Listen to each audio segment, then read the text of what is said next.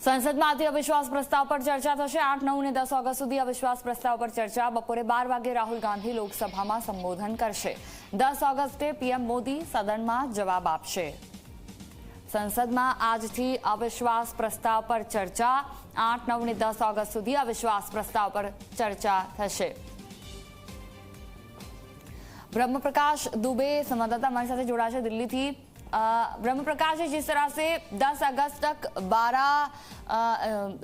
तक चर्चा होने वाली है जिसमें अविश्वास प्रस्ताव को लेकर अभी तक तो आज तो 12 बजे तक लोकसभा स्थगित की गई है, कैसे कार्रवाई शुरू होगी और विपक्ष इस बारे में क्या कह रहा है?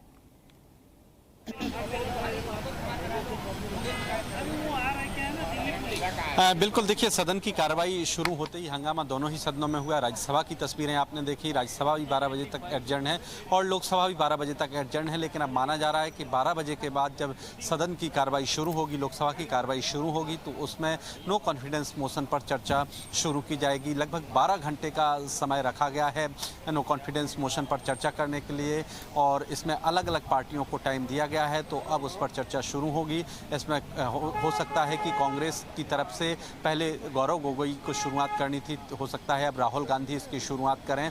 अगर कांग्रेस की तरफ से आधिकारिक तौर पर जानकारी लोकसभा स्पीकर को दी जाती है तो इस पर चर्चा होगी और 10 तारीख को जो है प्रधानमंत्री नरेंद्र मोदी इस पूरी चर्चा का जवाब देंगे। इससे पहले आपने देखा कि लगातार सत्र के पहले दिन से मणिपुर मुद्दे पर लगातार विपक्ष हंगामा करता रहा, प्रधानमंत्री नरेंद्र मोदी के स्टेटमेंट देने की मांग पर अड़ा रहा।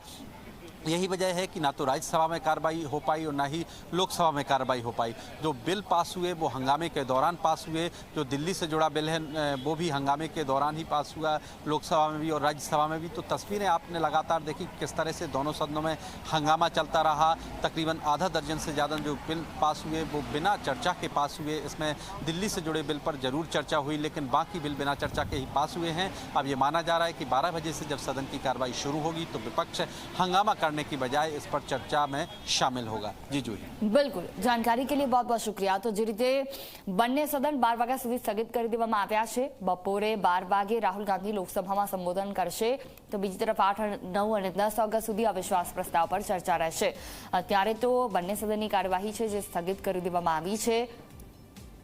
પ્રધાનમંત્રી નરેન્દ્ર મોદીએ પણ આજની પાર્લામેન્ટરી બેઠક કે જેમાં કહ્યું છે કે આ અવિશ્વાસ પ્રસ્તાવ કોંગ્રેસનો છે, આપણો નથી।